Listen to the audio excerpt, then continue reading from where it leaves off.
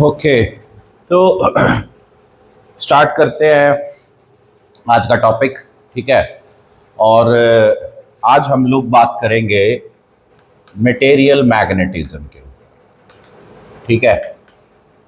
क्या होता है ये मटेरियल मैग्नेटिज्म? देखो, इस चैप्टर में अभी तक हम लोग पढ़ चुके हैं कि भाई हमारे पास जितने भी मटेरियल होते हैं कौन कौन से हैं? मेटल्स, जैसे कि एल्युमिनियम है, निकल है, कोबाल्ट है, आयरन है, कॉपर है। ठीक है, काफ़ी सारे ये अलग अलग है तो मटेरियल ही। अब हम लोग ये देखना चाहते हैं कि यार अगर हम इनसे चुंबक बनाएं या इनसे अगर हम मैग्नेट बनाएं तो कौन से मटेरियल से तो मैग्नेट बनेगी, कौन से की स्ट्रॉन्ग बनेगी, किसकी मैग्नेट वीक बनेगी और किसकी बनेगी ही नहीं। कंडीशन तो यही हो सकती है, या तो मैग्नेट बनेगी या नहीं बनेगी। अगर बनेगी तो दो दो कंडीशन होंगी। तो क्या होगी? या तो स्ट्रॉन्ग मैग्नेट बनेगी या वीक मैग्नेट बनेगी। तो अल्टीमेटली हमारे पास इन टोटल कितनी कंडीशंस हो गई? 3। एक तो मैग्नेट नहीं बनेगी, तो कौन से मटेरियल है जिनसे मैग्नेट नहीं बनेगी? ठीक है। फिर कौन से ऐसे मैग्नेट हैं जिनसे वीक मैग्नेट बनेगी, और कौन सा ऐसा मटेरियल है जिससे स्ट्रॉन्ग मैग्नेट बनेगी। ठीक है। तो कोई भी मटेरियल से मैग्नेट बनेगी या नहीं बनेगी, अगर आप याद करें तो मैंने आपको एक टॉपिक पढ़ाया था, और वो टॉपिक था भाई क्या कि magnetic movement of revolving electron. क्या पढ़ाया था? Magnetic movement of revolving electron था। क्या फॉर्मूला था उसका मैग्नेटिक मूवमेंट का, म्यू एल का? बताना मुझे। अरे भाई साहब, वो तो रेशियो है, जायरोमैग्नेटिक रेशियो है वो तो। EVR/2। ठीक है, EVR/2। अरे मैग्नेटिक मूवमेंट, एक बात याद रखो ना, मैग्नेटिक मूवमेंट अगर है तो चार्ज है, उसके पास ये वेलोसिटी है, इतना वो रेडियस में घूम रहा है, तो वेलोसिटी इनटू रेडियस क्या होता है? Angular velocity. तो चार्ज की जो एंगुलर वेलोसिटी उसका हाफ मल्टीपल ही तो क्या होगा? उसकी मैग्नेटिक मूवमेंट होगी। तो एक बात इंटरेस्टिंग यहां ये है कि कोई भी मटेरियल मैग्नेट बनेगा या नहीं बनेगा, उस बात का फैसला किससे होगा? मैग्नेटिक मूवमेंट से। किससे होगा? Magnetic movement. अब देखो, ये जो हमारे पास मैग्नेटिक मूवमेंट है, किसकी? रिवॉल्विंग इलेक्ट्रॉन की। Revolving electron magnetic movement.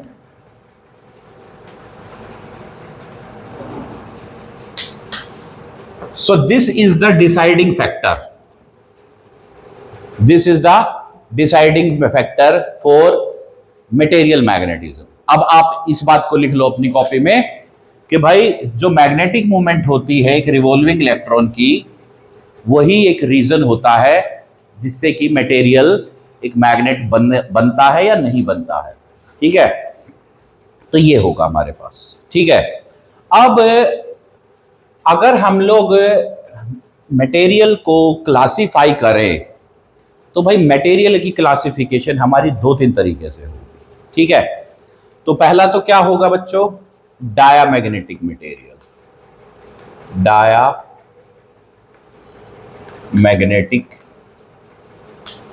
Material. ठीक है। पैरा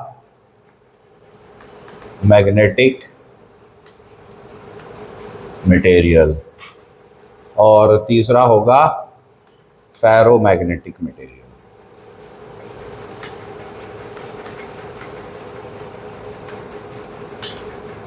ठीक है, क्लियर? तो डायामैग्नेटिक मटेरियल, फेरोमैग्नेटिक और पैरामैग्नेटिक। देखो, अगर हम इस मटेरियल मैग्नेटिज्म को डेप्थ में पढ़ते हैं या डिटेल में पढ़ते हैं तो बहुत डेप्थ तक है, लेकिन हमारे सिलेबस में उतना डेप्थ का मामला नहीं है। तो मैं उसकी पूरी की पूरी एग्जैक्ट टेक्निकल थ्योरी ना डिस्कस करके मैं उसको आपके साथ एक आसान भाषा में डिस्कस करूंगा ताकि बात आपको बस समझ आ जाए, ठीक है। तो उसके अलावा फिर इसके पॉइंट्स होते हैं और फैक्टर्स होते हैं, और हमारे 12th लेवल पे बस वो पॉइंट और फैक्टर ही होते हैं। उससे एसोसिएटेड जो थ्योरी है वो थ्योरी इंपॉर्टेंट नहीं है, वो बीएससी में आती है या इंजीनियरिंग में आती है। जैसे कि हमारे पास जो है ये होता है डायामैग्नेटिज्म होता है, ठीक है, या पैरामैग्नेटिज्म होता है या फेरोमैग्नेटिज्म होता है। इन तीनों की जो थ्योरी है वो हमारे सिलेबस के पॉइंट ऑफ व्यू से ज़्यादा इंपॉर्टेंट नहीं रखती। तो मैं आपको उसका बस एक पॉसिबल रीज़न आपके साथ में डिस्कस करके चलूँगा, क्योंकि जो थ्योरी हमारे सिलेबस में इंक्लूडेड ही नहीं है तो उसके बारे में ज़्यादा टेक्निकल डिस्कशन करना वेस्ट ऑफ एफर्ट और टाइम है।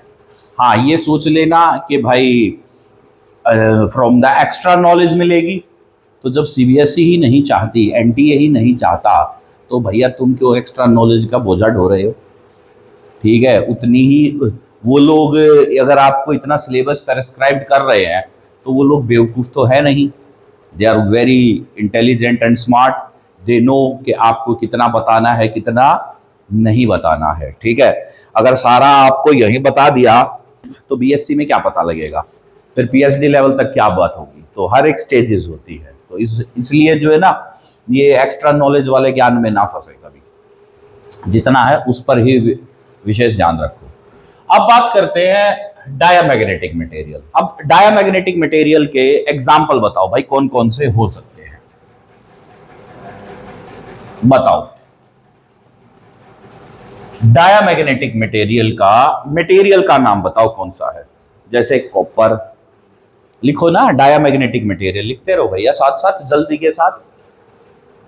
डायामैग्नेटिक मटेरियल, ठीक है, थ्योरी है, इसमें कोई डेरिवेशन नहीं है, लिखना पड़ेगा, ठीक है। And do not consider this lecture कि हाँ बस सुन लिया और समझ में आ गया। ये वो यूट्यूब वाला लेक्चर नहीं है कि बस सुन लिया और समझ आ गया। और जो लोग ऐसे भ्रम में रहते हैं, सुन लिया और समझ लिया, वो पेपर में उनसे 2 अक्षर नहीं लिखे जाते, ये याद रखना। सबसे बढ़िया पढ़ने का तरीका क्या है, आपका हाथ, हैंड, आई एंड ब्रेन, तीनों कोऑर्डिनेट करके एक ही काम कर रहे हैं। मतलब जो आप सुन रहे हो और जो आप देख रहे हो और जो आप इंटरप्रेट कर रहे हो, ठीक है। तो इस तरीके से जो है हम लोग इसको समझ सकते हैं। Anyway, next is diamagnetic substance या मटेरियल, या फिर इसके जो थ्योरी है वो। तो पहले तो इसके एग्जाम्पल लिखो, मटेरियल कौन कौन से होते हैं। Bismuth, copper, zinc, lead, gold, water, जी, सोडियम क्लोराइड, ठीक है, bismuth, copper, lead, tin, sodium chloride. क्या पहला? हाँ, अरे यार हद हो गई। बिस्मथ क्या होता है? मटेरियल होता है, मेटल होता है, ठीक है। जैसे अब कॉपर क्या होता है? फिर मतलब जिसका तुझे पता है वो ठीक है, जिसका नहीं पता हो वो एग्जिस्ट ही नहीं करता, ये क्या बात हुई? हाँ, तो देखो, अब हमारे लिए तो अब वाटर क्या है? क्यों सॉलिड में नहीं होता? तो है तो उसी का फॉर्म है, स्नो नहीं कह सकता उसको। आइस में और स्नो में क्या फर्क है?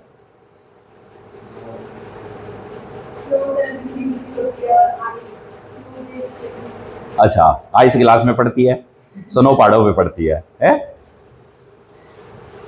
सही है। तो ये हो गया डायामैग्नेटिक मटेरियल। अच्छा, अब मैं आपको एक बात और बताऊं। डायामैग्नेट, आप कभी है ना चुंबक को पानी में धो के देखना। आप उसको पानी में डुबोगे, जैसे ही बाहर निकालोगे ना, आप देखोगे पानी उसके ऊपर से रिपेल करके दूर भाग जाएगा। किसी भी चुंबक के ऊपर पानी ठहरेगा नहीं कभी भी। अगर नहीं ठहर रहा है तो इससे क्या पता लगा कि रिपल्शन हो रहा है, और रिपल्शन अगर हो रहा है तो इसका मतलब मैग्नेटिज्म नहीं हो रहा है, क्योंकि अगर मैग्नेटिज्म होता तो उसके साथ ही रहता वो। अगर नहीं हो रहा है तभी तो रिपल्शन हो रहा है ना। तो जो जितने भी ये हमारे डायामैग्नेटिक मटेरियल है, इन सब में क्या होता है कि इलेक्ट्रॉन पेयर में मिलते हैं। जैसे अब बात करो वाटर H2O, ठीक है, तो अगर आप देखोगे तो जो इसके इलेक्ट्रॉन्स हैं वो किस में हैं, पेयर में। जब भी अच्छा, जब इनके इलेक्ट्रॉन जो पेयर में है, बात को ध्यान से सुनो, अब इसके इलेक्ट्रॉन किस में है, पेयर में, ठीक है। अगर एक इलेक्ट्रॉन ऐसे क्लॉकवाइज डायरेक्शन में, सॉरी एंटी क्लॉकवाइज डायरेक्शन में v वेलोसिटी के साथ रिवॉल्व कर रहा है, तो दूसरे वाला क्या हो जाएगा, इस डायरेक्शन में आ जाएगा, ठीक है, ऐसे, क्लियर। तो जब इलेक्ट्रॉन एंटी क्लॉकवाइज डायरेक्शन में रोटेशन में है तो उसका एंगुलर मोमेंटम ऊपर होगा, तो मैग्नेटिक मोमेंट इसका कहां होगा, नीचे की तरफ। और अगर ये क्लॉकवाइज है तो इसका मैग्नेटिक मोमेंट कहां होगा, ऊपर होगा, ठीक है।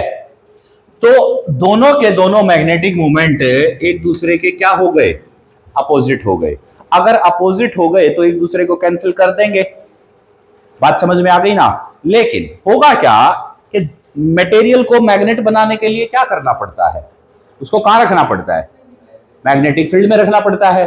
तो अगर मैंने एक मटेरियल को इसमें, डायमैग्नेटिक के किसी भी मटेरियल को, कॉपर को ले लीजिए, बिस्मथ को या वाटर को ले लीजिए, किसी को भी अगर आप मैग्नेटिक फील्ड में रखते हैं, तो मैग्नेटिक फील्ड में रखने से क्या होगा कि ये जो इलेक्ट्रॉन्स है इसके ऊपर मैग्नेटिक फोर्स बढ़ेगी।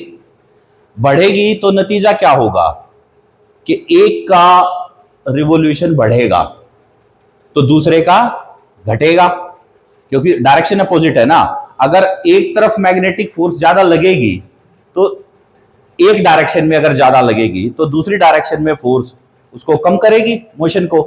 तो यानी कि अगर एक का हमारे पास मैग्नेटिक मोमेंट इंक्रीज हुआ, m पहले था, बढ़ के डेल्टा m हो गया, तो दूसरे वाले में क्या हो जाएगा, m पहले था तो घट के डेल्टा m आ जाएगा भैया, उसमें से ये डिक्रीज होगा। बात समझ में आ गई कि नहीं आ गई, ठीक है। तो हर एक इलेक्ट्रॉन का पेयर, अभी मैंने आपको क्या बताया था कि इसमें इलेक्ट्रॉन किस में होंगे, पेयर में। तो इसमें हर एक इलेक्ट्रॉन के पेयर के पास जो मैग्नेटिक मोमेंट में चेंज आया, पेयर के अंदर बात कर रहा हूं मैं, वो 2 डेल्टा एम का आ गया भाई। भाई एक में अगर डेल्टा एम का चेंज है, दूसरे में भी डेल्टा एम है, तो टोटल पेयर में चेंज कितना हो गया, 2 डेल्टा एम का हो गया कि नहीं हो गया, हाँ जी। और ये किसके प्रोपोर्शनल है, फील्ड के। लेकिन ये क्या है, अपोजिट डायरेक्शन में है। किसमें है ये, अपोजिट डायरेक्शन में है। तो नतीजा क्या हो रहा है, एक अपोजिट मैग्नेटिक मोमेंट डेवलप हुई। अपोजिट मैग्नेटिक मोमेंट डेवलप हुई तो एग्जिस्टिंग फील्ड के जब अपोजिट होगी तो नतीजा क्या आएगा, रिपल्शन आएगा, क्योंकि सेम डायरेक्शन में ही अट्रैक्शन मिलेगा। कैसे, उसी प्रकार से जैसे कि हमारे पास 2 वायर है, अगर दोनों वायर में सेम डायरेक्शन में करंट फ्लो कर रहा है तो वो अट्रैक्ट कर रहे हैं, अगर अपोजिट डायरेक्शन में है तो रिपेल करेंगे। तो उनका भी तो मैग्नेटिक मोमेंट वहां पर क्रिएट होता ही होता है ना। तो इसी प्रकार से यहां पर अगर हम बात करें तो जो हमारा मैग्नेटिक मोमेंट है वो एग्जिस्टिंग फील्ड के अपोजिट डेवलप हुआ by the factor 2 delta M, और उस वजह से क्या हुआ, इसमें वीक मैग्नेटाइजेशन अपोजिट डायरेक्शन में डेवलप हुआ। क्या हो गया, वीक मैग्नेटाइजेशन अपोजिट डायरेक्शन में डेवलप हुआ। तो ये थी हमारी थ्योरी डायामैग्नेटिक मटेरियल की, ठीक है। तो इसको लिखो एक बार जल्दी से। In diamagnetic material,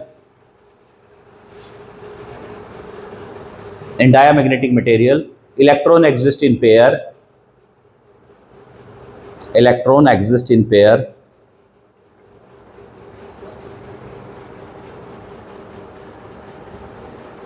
magnetic moment due to different electron cancel out,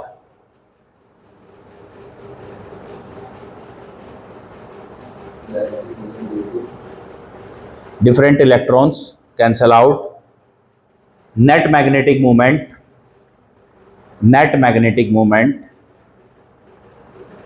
of an atom is zero. Net magnetic moment of an atom is zero. Okay, when such material is placed in magnetic field, when such material is placed in magnetic field, speed of revolution of one electron, speed of revolution of one electron increase, speed of revolution of one electron increase, and speed of revolution of other electron decreases.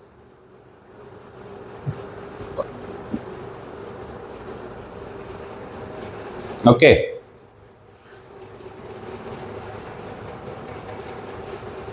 total change in magnetic moment, total change in magnetic moment of electron pair is, total change in magnetic moment for an electron pair is 2 delta m, 2 delta m. Okay, directed opposite to applied field.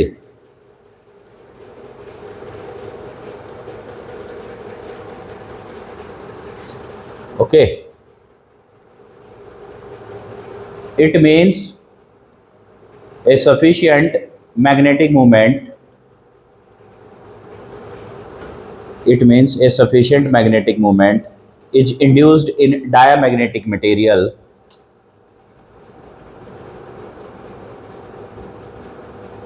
it means a sufficient magnetic moment is induced in diamagnetic material in opposite direction of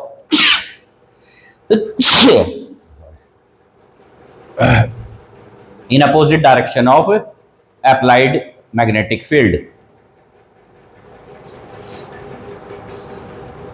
That's why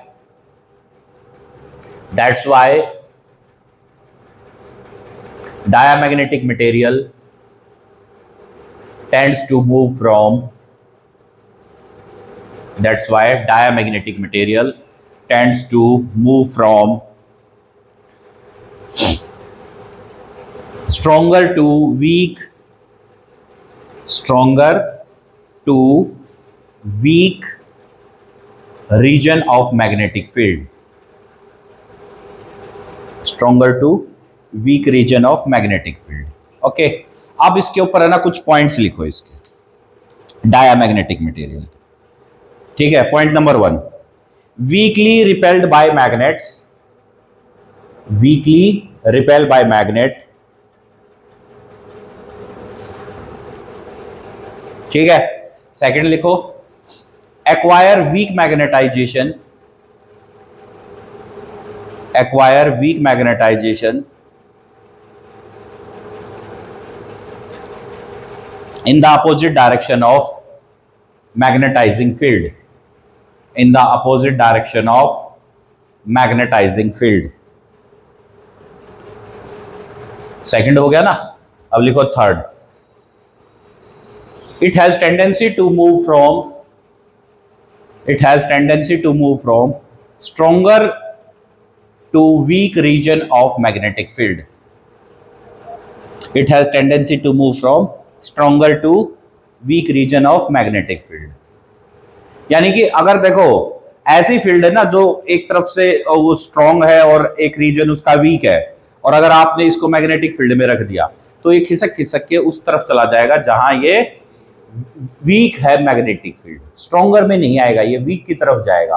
week की तरफ जाने का मतलब क्या है कि ये strong part को रिपेल कर रहा है, इसका मतलब ये है. बात समझ आ गई? नेक्स्ट लिखो. Okay, A freely suspended diamagnetic material rod A freely suspended diamagnetic material rod align itself perpendicular to magnetic field. Fourth point हो गया मैग्नेटिक फील्ड। यानी कि अगर आपने ये एक मान लीजिए डायमैग्नेटिक मटेरियल की बार बना ली और आपने इसको ऐसे धागे से बांध के लटका दिया यूं करके, तो ये अपने आप को फील्ड के परपेंडिकुलर अलाइन कर लेगा ऐसे। यानी कि फील्ड अगर मान लीजिए कि मेरे राइट से और लेफ्ट की तरफ अगर जा रही है इस डायरेक्शन में, तो ये अपने आप को ऐसे कर लेगा। ना तो ये ऐसे आएगा और ना ये ऐसे आएगा, ये ऐसे रह जाएगा, फील्ड के परपेंडिकुलर आ जाएगा। बात समझ आ गई? तो ये हमारा तरीका है किसको लेकर के, मैग्नेटिक फील्ड को लेकर। अच्छा जी, ससेप्टिबिलिटी मैंने बताई थी वैल्यू क्या होता है मैग्नेटिक ससेप्टिबिलिटी। हाँ, कि मटेरियल कितना मैग्नेटाइज हो सकता है फील्ड में रखने के बाद, इस बात का मेजरमेंट है। तो इसकी वैल्यू जो है ना वो बहुत स्मॉल होती है। तो लिखो मैग्नेटिक ससेप्टिबिलिटी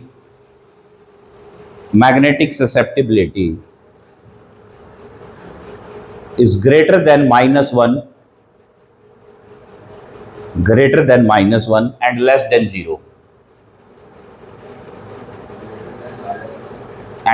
0 इस बात का मतलब क्या हुआ कि मैग्नेटिक ससेप्टिबिलिटी, देखो अगर मैं मैग्नेटिक ससेप्टिबिलिटी को लैम्डा m से लिखूं तो ये -1 से ग्रेटर है और 0 से छोटा है। इसका मतलब क्या हुआ कि इसका मैथमेटिकल नंबर ससेप्टिबिलिटी का किस फॉर्म में आएगा बताओ,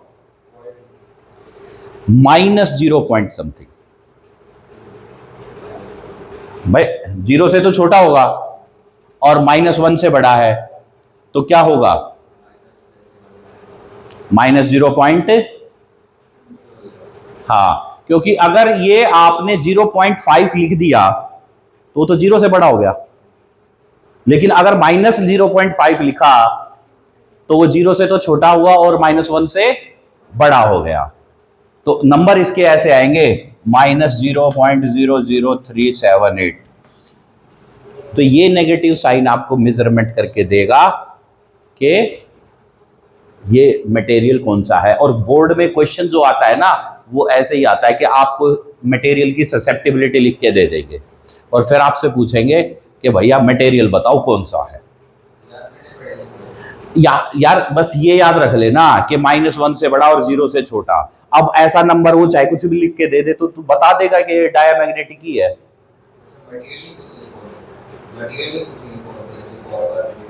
ऐसे नहीं पूछेंगे, बस क्लासिफिकेशन आएगी, बताओ कि ये डायमैग्नेटिक है, ये पैरा है या ये फेरो है।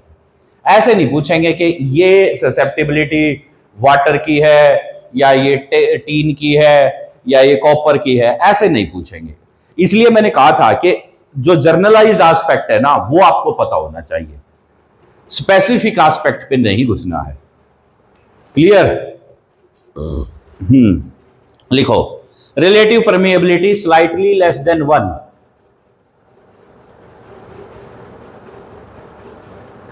तो रिलेटिव परमिएबिलिटी क्या होगी बच्चों जी,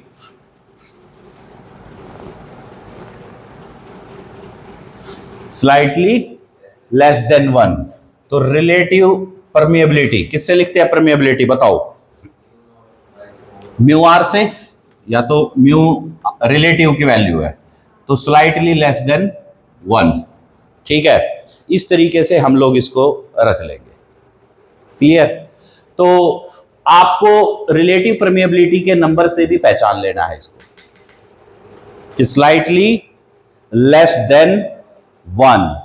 ठीक है, स्लाइटली लेस देन 1 से थोड़ा सा छोटा तो नहीं, डेसिमल के बाद 2 या 3 नंबर मिलेंगे, जैसे 0.8764, 0.832 ऐसा नंबर होगा। तो अगर आपको इस तरीके का नंबर मिले तो आप बोल देंगे कि डायमैग्नेटिक मटेरियल है। तो इसलिए आप जर्नलाइज्ड वे में याद रखेंगे कि उसकी ससेप्टिबिलिटी क्या होगी, हाँ, 0 से छोटी और -1 से बड़ी, उसकी ससेप्टिबिलिटी इस रेंज में अगर कोई भी नंबर मिला तो डायमैग्नेटिक है, और अगर उसकी रिलेटिव परमिएबिलिटी 1 से थोड़ी सी छोटी मिली पॉजिटिव में तो डायमैग्नेटिक है। ये 2 पॉइंट बड़े इंपॉर्टेंट है, याद रख लो, इनके ऊपर क्वेश्चंस आते हैं और बच्चे यहीं से गलत करते हैं। बात समझ आ गई? तो नेक्स्ट लिखो, susceptibility do not depend on temperature. Susceptibility do not depend on temperature. Temperature के ऊपर ससेप्टिबिलिटी का कोई डिपेंडेंसी नहीं होगी, ठीक है? यानी कि मटेरियल कितना मैग्नेटाइज हुआ नहीं हुआ, आप टेम्परेचर को चेंज कर रहे हैं तो डायमैग्नेटिज्म प्रॉपर्टी पे कोई इफेक्ट देखने को नहीं मिलेगा। क्लैरिटी मिल गई कि डायमैग्नेटिक मटेरियल की प्रॉपर्टी पर इफेक्ट देखने को नहीं मिलेगा। ओके, अब लिखो, on the removal of magnetizing field, on the removal of magnetizing field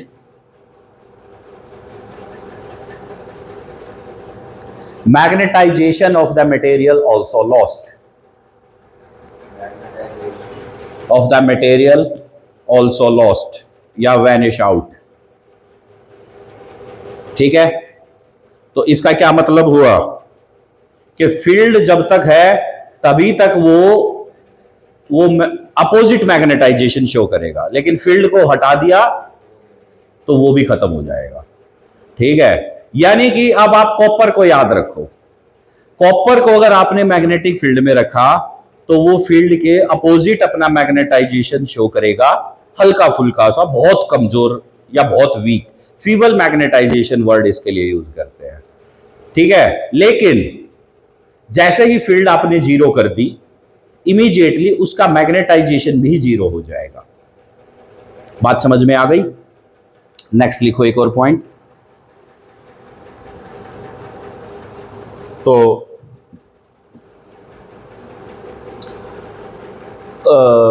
physical condition में क्या क्या होते हैं? सॉलिड, लिक्विड और गैस, तीनों में ही होते हैं, ठीक है? तो लिखो, these material exist in all 3 forms, solid, liquid and gas। क्योंकि यार H2O आ गया तो H2O तो वेपर बना लो, लिक्विड बना लो, सॉलिड बना लो, ठीक है? जैसे नाइट्रोजन N2, ठीक है? वो भी यही है। तो याद हो गए हैं तुम्हारे को मटेरियल्स, पहचान लोगे अब, ठीक है? अब इसके बाद नेक्स्ट है, अगला है पैरामैग्नेटिज्म, ठीक है? नेक्स्ट इज पैरामैग्नेटिज्म, बहुत बढ़िया मटेरियल है ये भी। तो पैरामैग्नेटिक मटेरियल, देखो बच्चों, ये होते हैं जो कि इनमें जो मैग्नेटिज्म होता है वो वीकली सेम डायरेक्शन में होता है, यानी कि वीकली ये जो है क्या बोलेंगे उसको, रिपल्शन नहीं शो करेंगे, ये अट्रैक्शन शो करते हैं पैरामैग्नेटिक। ये क्या करते हैं? वीक रिपल्शन, हाँ रिपेल ही करेंगे ना। मैंने यही तो बोला था कि आप मैग्नेट को अगर पानी में डालोगे तो मैग्नेट गीली नहीं होगी, पानी उससे रिपेल करके भागेगा, तो वीक रिपल्शन है। यहां क्या है? अरे यार स्पेलिंग, वीक अट्रैक्शन। इस वीक वर्ड की जगह यहां होगा फीबल वर्ड मिलेगा। टेक्निकली क्या वर्ड मिलेगा आपको? फीबल। तो FEEBLE, फीबल मैग्नेटाइजेशन, ठीक है? देखो मैंने आपको बताया कि यार सबसे पहले तो इसमें एग्जांपल लिखो कौन कौन से मटेरियल होंगे पैरामैग्नेटिज्म में। Aluminium, copper chloride, sodium, calcium, oxygen,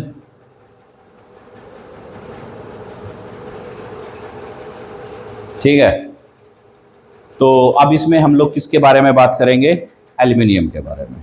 किसके बारे में? एल्युमिनियम के बारे में। तो अब देखो बच्चों क्या होगा कि एल्यूमिनियम की पहले वाला डायमैग्नेटिक किसके बारे में था? कॉपर के बारे में। ठीक है, ये किसके बारे में होगा? एल्यूमिनियम के बारे में। क्या होता है देखो, मैंने आपको मेनली रीजन क्या बताया है कि किसी भी मटेरियल का मैग्नेटाइजेशन अगर होगा तो उसका मुख्य कारण क्या है? उसके इलेक्ट्रॉन की मैग्नेटिक मूवमेंट।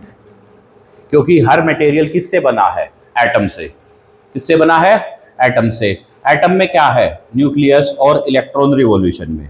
और इलेक्ट्रॉन कहाँ रिवॉल्व कर रहे हैं? ऑर्बिट्स में। तो और जब किसी भी ऑर्बिट में अगर कोई इलेक्ट्रॉन रिवॉल्यूशन में है तो उसके साथ में एक मैग्नेटिक मूवमेंट जुड़ जाती है। क्यों? क्योंकि वो रिवॉल्यूशन में है तो उसने क्या बना लिया? एक करंट एस्टेब्लिश कर लिया। उस करंट की, उस इलेक्ट्रॉनिक करंट की वजह से क्या हो गया? मैग्नेटिक मूवमेंट भी हमें वहां देखने को मिलेगी। अब सवाल उठता है कि अगर कोई मटेरियल के पास नेट मैग्नेटिक मूवमेंट है या नहीं है। अब जैसे डायमैग्नेटिक मटेरियल थे तो उनके पास उनकी कोई भी नेट मैग्नेटिक मूवमेंट नहीं थी। लेकिन पैरामैग्नेटिक मटेरियल जो होते हैं, खास करके एल्यूमिनियम की अगर मैं बात करूं, नाइट्रोजन की बात करूं, ऑक्सीजन की बात करूं, तो इनके पास क्या होगा? इनकी नेट मैग्नेटिक मूवमेंट एग्जिस्ट करती है। ठीक है, क्लियर। अब उसकी वजह से क्या होगा कि जब नेट मैग्नेटिक मूवमेंट एग्जिस्ट करती है, कब एग्जिस्ट करती है? जब मैग्नेटिक फील्ड नहीं है। जब मैग्नेटिक फील्ड नहीं है। लेकिन जैसे ही नेट फील्ड इंक्रीज हुई, क्या हुआ? जैसे ही नेट फील्ड इंक्रीज हुई तो क्या होगा? नेट फील्ड इंक्रीज हुई तो क्या होगा?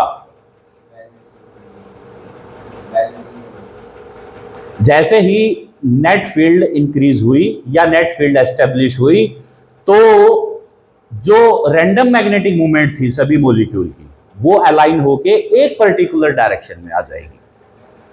क्या होगा?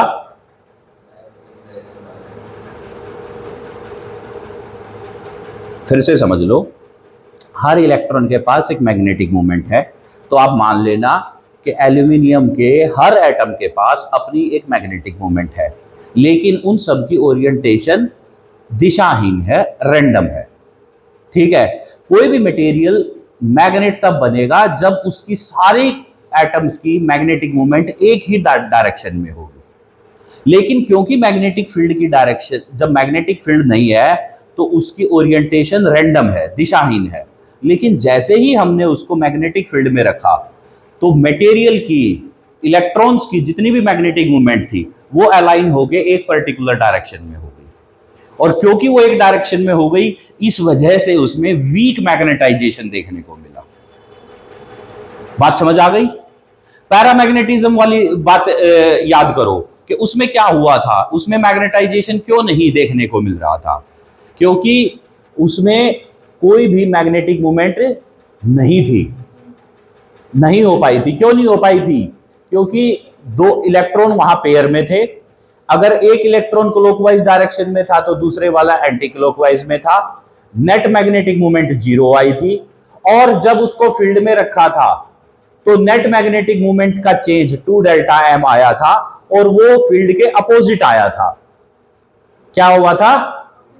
फील्ड के अपोजिट आया था। इस वाले में क्या होगा कि सेम डायरेक्शन में आएगा, अलाइन कर लेगा वो, जिसकी वजह से उसमें वीक मैग्नेटाइजेशन देखने को मिलेगा। ठीक है, तो लिखो अब इसके बारे में, पैरामैग्नेटिज्म के बारे में।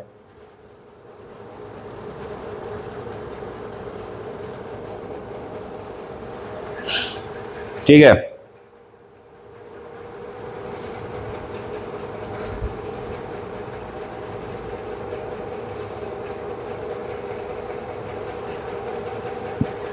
in absence of magnetic field,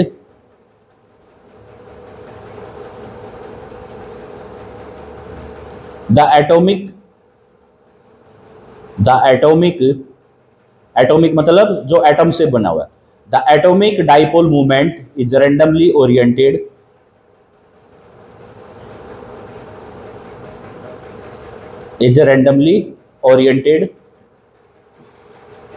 when it is placed in external magnetic field. When it is placed in external magnetic field, the atomic dipole moment get align itself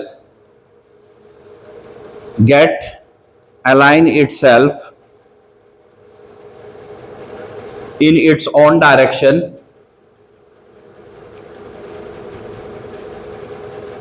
in its own direction. It will produce a weak magnetic moment. It will produce a weak magnetic moment in the direction of applied field, in the direction of applied magnetic field.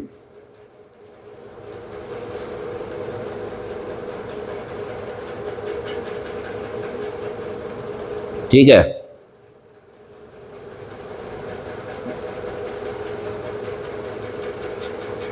Clear. अब लिखो at very high magnetic field, at very high magnetic field and at low temperature,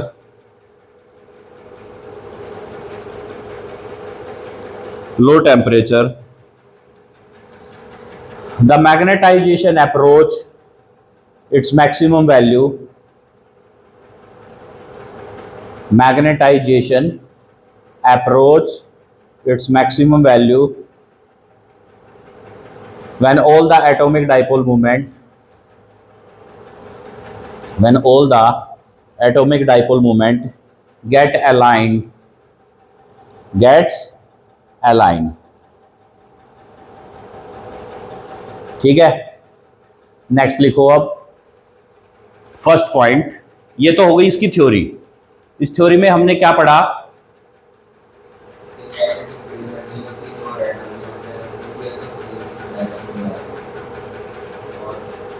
और अगर external field आपने apply कर दी या आपने establish कर दी तो क्या होगा? वो सब के सब जो है फील्ड की डायरेक्शन के अकॉर्डिंग अपने आप को अलाइन कर लेंगे और जिससे कि एक वीक मैग्नेटिक इफेक्ट देखने को मिलेगा। ठीक है, हाँ लिखो दीज आर, फर्स्ट पॉइंट लिखना, पैरामैग्नेटिक सब्सटेंस के पॉइंट लिखवा रहा हूं। These are weakly attracted by magnet, weakly attracted by magnet, first point. Second, acquire weak magnetization in the direction of magnetizing field, acquire weak magnetization in the direction of magnetizing field, in the direction of magnetizing field. It has tendency to move from, third point, it has tendency to move from weaker to stronger part of the field, to move from weaker to stronger part of the field.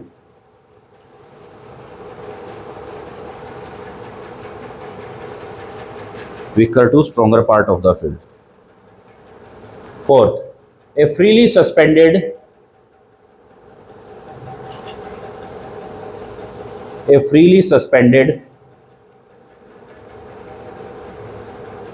paramagnetic material bar, a freely suspended paramagnetic material bar align itself in the direction of magnetic field,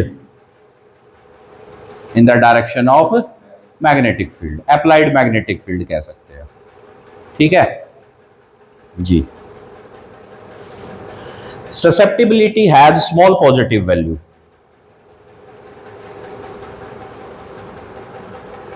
susceptibility is small positive value।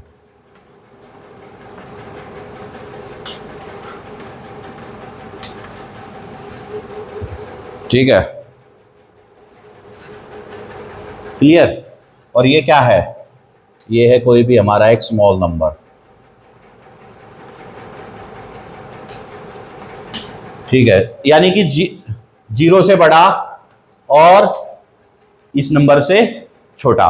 तो ये number कितना होगा? 0 से बड़ा है 0.1, 0.78, 0.0038। यानी कि यहां पर क्या होगा, अगर 0 पॉइंट का कोई नंबर है और उसके सामने नेगेटिव साइन है तो वो क्या बन जाएगा? डायामैग्नेटिक। और अगर पॉजिटिव है तो पैरामैग्नेटिक। बस यही याद रखना है, ठीक है। लिखो, it's relative permeability is slightly greater than 1।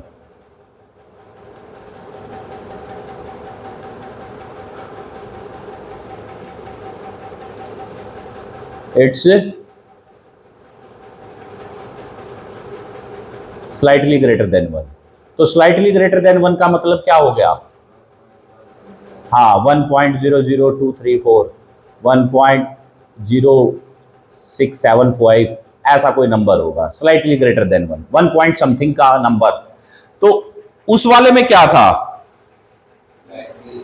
Less than 1। यानी कि अगर नंबर आपको 1 से छोटा यानी कि 0.98 के अराउंड मिले तो क्या होगा? डायामैग्नेटिक। और 1 पॉइंट समथिंग मिले तो पैरामैग्नेटिक। ये पहचान है इन दोनों की, ठीक है। ये जो ससेप्टिबिलिटी और परमिएबिलिटी वाला पॉइंट है ये सबसे इंपॉर्टेंट है, इसके को मार्क कर लो क्योंकि इसी पर क्वेश्चन सबसे ज्यादा आते हैं, ससेप्टिबिलिटी के और परमिएबिलिटी के। ओके, लिखो, susceptibility varies susceptibility varies inversely proportional to temperature. Susceptibility varies inversely proportional to temperature. अब बात समझ आ गई कि इसकी जो ससेप्टिबिलिटी है वो टेम्परेचर के इनवर्सली प्रोपोर्शनल है। यानी कि मतलब क्या हुआ? टेम्परेचर बढ़ेगा तो ससेप्टिबिलिटी कम हो जाएगी, और टेम्परेचर बढ़ेगा ससेप्टिबिलिटी कम हो जाएगी, तो इसका मतलब क्या हुआ कि मटेरियल मैग्नेटाइजेशन शो नहीं करेगा क्योंकि ससेप्टिबिलिटी खत्म हो गई ना। तो आप लिखो, at higher temperature paramagnetic material do not show magnetisation.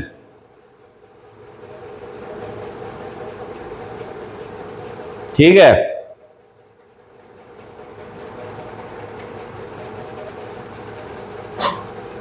Clear. तो हायर टेम्परेचर पे ये अपनी मैग्नेटिक प्रॉपर्टी को छोड़ देते हैं सिर्फ टेम्परेचर से। लेकिन डायामैग्नेटिक मटेरियल की खासियत क्या थी कि उसमें टेम्परेचर पे डिपेंडेंसी नहीं थी। डायामैग्नेटिक मटेरियल के मैग्नेटाइजेशन टेम्परेचर पर डिपेंड नहीं करती, लेकिन पैरामैग्नेटिक सब्सटेंस की प्रॉपर्टी हाई टेम्परेचर पे 0 हो जाती है। अब समझ में आ गया बात? और तो इसमें भी वही रहेगा, magnetization is lost if external fields becomes 0। Next point लिखो, magnetization is lost, magnetization is lost as soon as external field becomes 0. Magnetization is lost as soon as external field becomes 0. ठीक है, अब लिखो डायामैग्नेटिक सब्सटेंस या diamagnetic properties. ठीक है,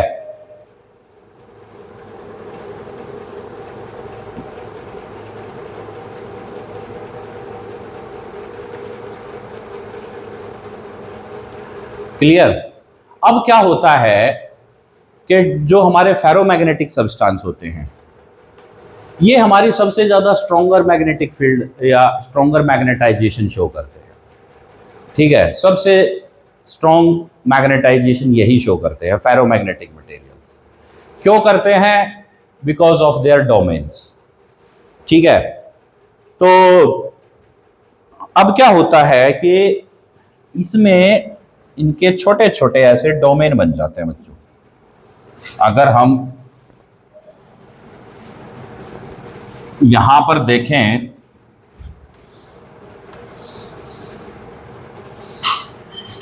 ठीक है।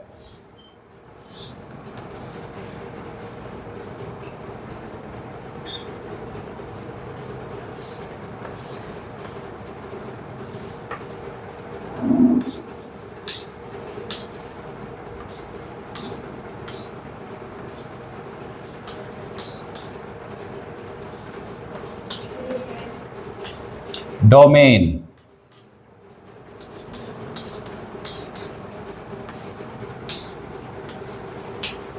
देखो ये क्या होता है कि 1 mm से लेकर के और तकरीबन इसके अंदर इनका जो साइज होता है ना, ये 1 mm तक होता है, ठीक है। और इसके अंदर कितने एटम होते हैं? 10⁻11 एटम तक होते हैं। अब हमें पता है कि जो फेरोमैग्नेटिक सब्सटेंस होते हैं ना, इसके मटेरियल का, सुनो, इसके मटेरियल के जो एटॉमिक मैग्नेटिक मूवमेंट है वो इसकी होती है। लेकिन होता क्या है कि जैसे कि 1 मिलीमीटर रेंज में सभी के सभी एक ही डायरेक्शन में आ गए, 1 mm के रेंज में सभी के सभी एटम एक ही डायरेक्शन में आ गए, लेकिन अगले में डायरेक्शन तो उन सब की भी सेम है लेकिन इससे अलग है, ठीक है। तो ऐसे जो है ना, एक एक मिलीमीटर के छोटे छोटे रीजन क्रिएट हो जाते हैं जिनकी मैग्नेटिक मूवमेंट तो फिक्स होती है, अपने अनुसार होती है, लेकिन ओवरऑल जब देखेंगे तो रैंडम ही दिखाई देंगे। पता लग रहा है इनकी मैग्नेटिक मूवमेंट इधर है, इनकी इधर है। ये कब है बिहेवियर? जब एक्सटर्नल फील्ड नहीं है। कब है ये बिहेवियर? जब एक्सटर्नल फील्ड नहीं है। जैसे ही एक्सटर्नल फील्ड आई और स्ट्रॉन्ग नेचर की हमने फील्ड एस्टेब्लिश कर दी तो ये सारे के सारे एक ही डायरेक्शन में हो जाएंगे। जैसे कि आपने उस चार्ट में वहां देखा था पीछे, आप देखो उसमें सेकंड लाइन जो बनी हुई है आपके बैक में, जो मैग्नेटिक प्रॉपर्टी का जो हमारा चार्ट टंगा हुआ है, उसमें आप देखोगे तो फर्स्ट वाले डायग्राम में वो एरो आपको रैंडमली दिखाई दे रहे हैं, दिखाई दे रहे हैं ना। सेकंड वाले में सभी एरो लेफ्ट की तरफ जा रहे हैं कि नहीं जा रहे हैं? तो जहां पर सारे एरो एक ही डायरेक्शन में जा रहे हैं तो इसका मतलब ये हो गया कि उन सब की मैग्नेटिक मूवमेंट अब एक डायरेक्शन में आ गई। किस वजह से आई? एक्सटर्नल फील्ड की वजह से। पहले वाले केस में सब रैंडमली क्यों थे? क्यों फील्ड नहीं थी। उसी प्रकार से अब आप अगले वाला वो ब्लू और रेड वाला डायग्राम देखो, थर्ड नंबर डायग्राम, उसमें देखो आप ब्लू और रेड सर्कल के अंदर रैंडम है, दिख रहे हैं ना भाई। सेकंड लाइन में जो थर्ड वाला डायग्राम है उसमें रेड और ब्लू कलर के जो हमारे नॉर्थ और साउथ पोल हमें दिखाई दे रहे हैं वो रैंडमली ओरिएंटेड है या नहीं है? रैंडम का मतलब होता है दिशाहीन, किसी भी तरफ जिसका जहां मन करा उधर चल दिए, ठीक है। अगले वाले में आप देखो, जैसे ही हम उसके नजदीक में एक बार मैग्नेट लाए तो सभी के सभी आपको क्या दिखाई दे रहे हैं? एक पर्टिकुलर डायरेक्शन में दिखाई दे रहे, एक निश्चित डायरेक्शन है। तो एक निश्चित डायरेक्शन या एक पर्टिकुलर डायरेक्शन किस बात का मेजरमेंट है? कि एक्सटर्नल फील्ड की वजह से उनके अंदर परमानेंट मैग्नेटिज्म क्रिएट हो गया। समझ में आ गया बात? तो इसको हम लोग बोलते हैं डोमेन थ्योरी। क्या होता है ये? डोमेन। इस तरीके से हम लोग समझ पाते हैं कि भाई जो फेरोमैग्नेटिक सब्सटेंस होता है वो बहुत स्ट्रॉन्ग मैग्नेटाइजेशन शो करता है। किस वजह से करता है? डोमेन की वजह से। क्योंकि ऑलरेडी उसके 1 मिलीमीटर रीजन पार्ट में मैग्नेटिक मूवमेंट एक खास डायरेक्शन में होती है। बस उन सब रैंडम मैग्नेटिक मूवमेंट डायरेक्शंस को एक पर्टिकुलर डायरेक्शन में, एक निर्धारित दिशा में उनको लाने की जरूरत है, जो हम उसको एक्सटर्नल फील्ड में रख के ला सकते हैं और वो स्ट्रॉन्ग मैग्नेटाइजेशन शो कर देता है। बात समझ में आ गई? सो ये है हमारा बहुत इजीएस्ट एक्सप्लेनेशन, जो कि इसकी थ्योरी को एक्सप्लेन कर रहा हूं मैं। हालांकि जो मैंने बताया है ये इसका बहुत इजीएस्ट वे है, ये कंप्लीट नहीं है, लेकिन आपको ये बताना आवश्यक है कि सब्सटेंस का क्लासिफिकेशन 3 में क्यों है, पैरामैग्नेटिक, डायामैग्नेटिक और फेरोमैग्नेटिक में ही क्यों है। तो वो इस वजह से है, इनकी मैग्नेटिक मूवमेंट की वजह से। कोई भी मटेरियल मैग्नेट क्यों बनता है? उसकी मैग्नेटिक मूवमेंट की वजह से। स्ट्रॉन्ग मैग्नेटिक कब बनाएगा? जब उसके सारे मॉलिक्यूल फील्ड की डायरेक्शन में इंस्टेंटली मैग्नेटिक मूवमेंट शो करेंगे। वीक मैग्नेटाइजेशन कब होगा? जब उसके मॉलिक्यूल बहुत स्ट्रॉन्ग फील्ड में, बहुत ज्यादा स्ट्रॉन्ग फील्ड में, जब एक पर्टिकुलर डायरेक्शन में अगर वो शो करेंगे तो वो वीक मैग्नेटाइजेशन शो करेगा। ये हमारा पैरामैग्नेटिक होता है। डायामैग्नेटिक होता है भाई साहब, आप उसको चाहे कुछ भी कर लो, वो अपोजिट ही शो करेगा। तो वो हमारा क्या होगा? डायामैग्नेटिक। डाया मतलब दोहरा, मैग्नेटिक मतलब चुंबकीय। जो दोहरा चुंबकीय व्यवहार प्रदर्शित करे वो diamagnetic. Paramagnetic, para means single, magnetic चुंबकीय, जो एक ही मैग्नेटिज्म का मतलब एक ही चुंबकीय व्यवहार प्रदर्शित करे, वो पैरामैग्नेटिक। फेरोमैग्नेटिक, कंप्लीट, जो स्ट्रॉन्ग मैग्नेट शो करे। बात समझ में आ गई? और डायामैग्नेटिक डुअल का मतलब क्या होगा? फील्ड में रखने के बाद भी अपोजिट। ठीक है, अब इसके पॉइंट्स लिखो जल्दी से। Strongly attracted by magnets, first point लिखो, strongly attracted by magnets. Second point लिखो, acquire strong magnetization in the direction of magnetic field. Acquire strong magnetization in the direction of field.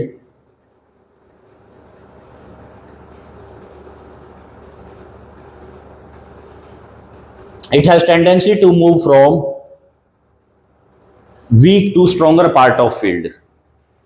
It has tendency to move from weak to stronger part of field.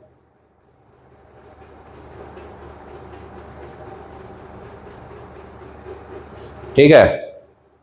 Freely suspended ferromagnetic, freely suspended ferromagnetic rod या फिर bar, freely suspended ferromagnetic bar align itself parallel to the field, align itself parallel to the field. ठीक है, तो वो अपने आप को किधर अलाइन कर लेगा? फील्ड के पैरेलल। थर्ड पॉइंट लिखो, the susceptibility is very large greater than 1000।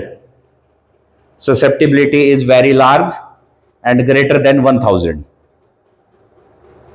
ठीक है, यानी कि जब आपको हजारों में नंबर लिखा मिल जाए तो फेरोमैग्नेटिक है। Okay, relative permeability, relative permeability is also very large, greater than 1000 range. Relative permeability is also of very large, greater than 1000 range. ठीक है,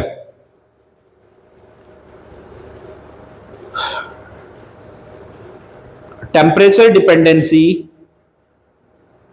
is in complex manner. Temperature dependency is in complex manner for ferromagnetic material. ठीक है, यानी कि इसमें क्या होगा कि ना तो डायरेक्टली होगा ना इनवर्सली होगा, कॉम्प्लेक्स वे में होगा। वो क्यूरी टेम्परेचर की इसमें थ्योरी आ जाती है। ठीक है, लेकिन सिलेबस में अब उसको कहानी को हटा दिया गया है, तो बस इतना ही काफी है कि कॉम्प्लेक्स मैनर में बिहेव करेगा टेम्परेचर के साथ। इतना याद रख लेना कि जो डायामैग्नेटिक है वो डिपेंड ही नहीं करता टेम्परेचर पे। पैरामैग्नेटिक हाई टेम्परेचर पे कोई मैग्नेटिज्म शो नहीं करेगा क्योंकि इनवर्सली प्रोपोर्शनल है, और फेरोमैग्नेटिक कॉम्प्लेक्स वे से डिपेंड करता है। ठीक है, अब लिखो, मैग्नेटाइजेशन रिमेन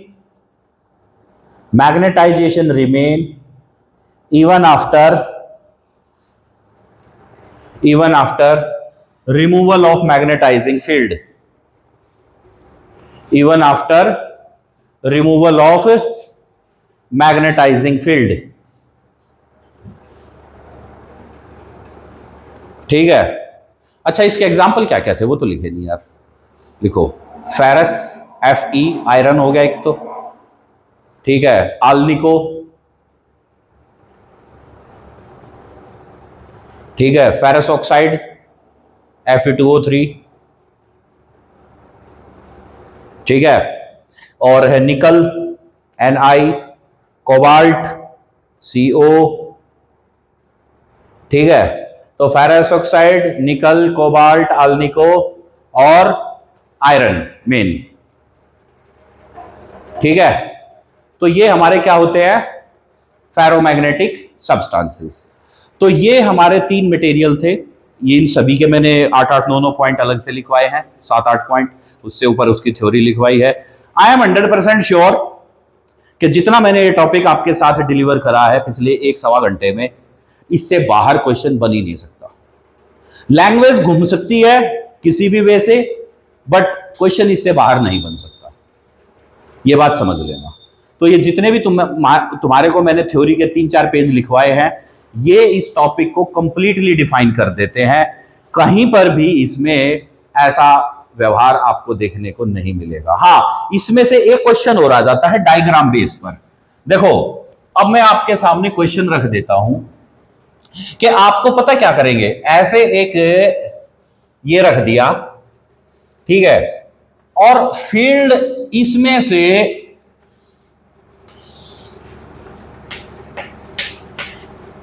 अब अगर मान लीजिए किसी मटेरियल में से ऐसे फील्ड जा रही है, बताओ कौन सा होगा। सारी फील्ड मटेरियल के अंदर में से पार हो रही है, कौन सा मटेरियल होगा?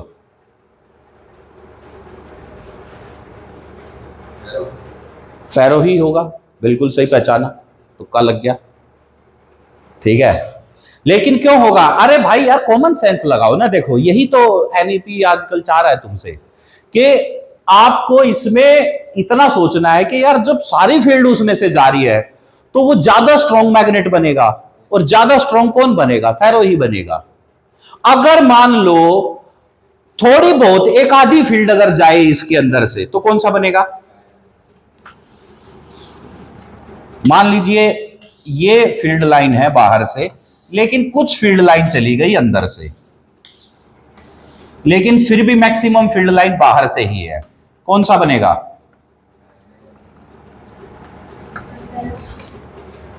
पैरामैग्नेटिज्म बनेगा। क्यों बनेगा?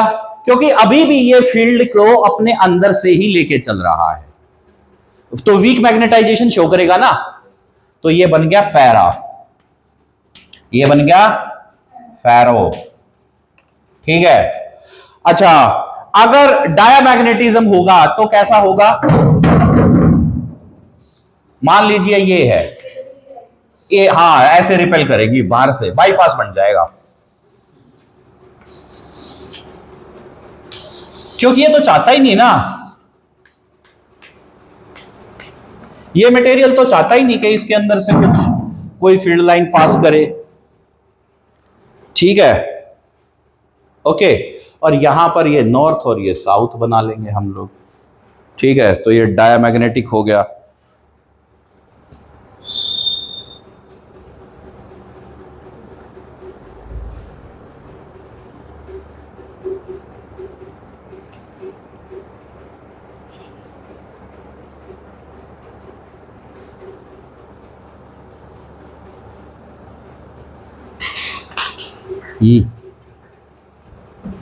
अच्छा, एक बात और बताओ मुझे, एक क्वेश्चन, कि अगर यहां पर ये फील्ड लाइन ऐसे जा रही है, तो इस बार मैग्नेट के अंदर में यहां कौन सा पोल बनेगा?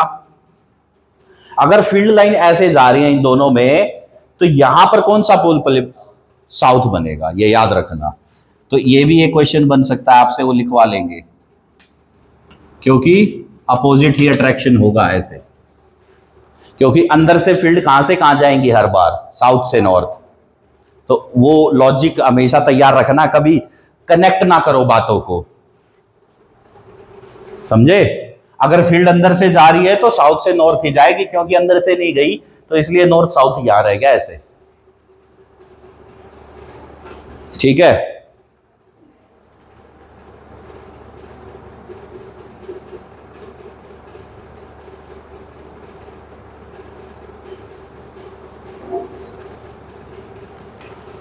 तो इसके साथ में ये टॉपिक होता है हमारा पूरा कंप्लीट, ठीक है। तो अब इसका, हाँ, जितना मैंने अभी इस वीडियो में आपके साथ डिस्कशन करा है, ठीक है, जितना इस क्लास में डिस्कशन है 100% श्योर इस टॉपिक से कोई क्वेश्चन नहीं छूटता है, क्योंकि जो छूट सकते थे मैंने वो पॉइंट्स में लिखवा दिए, थ्योरी अलग से आ गई, और डायग्राम का अगर है तो ये अलग से आ गया, इसके अलावा क्वेश्चन नहीं बनता है। ठीक है, चलो इतना ही है इसमें।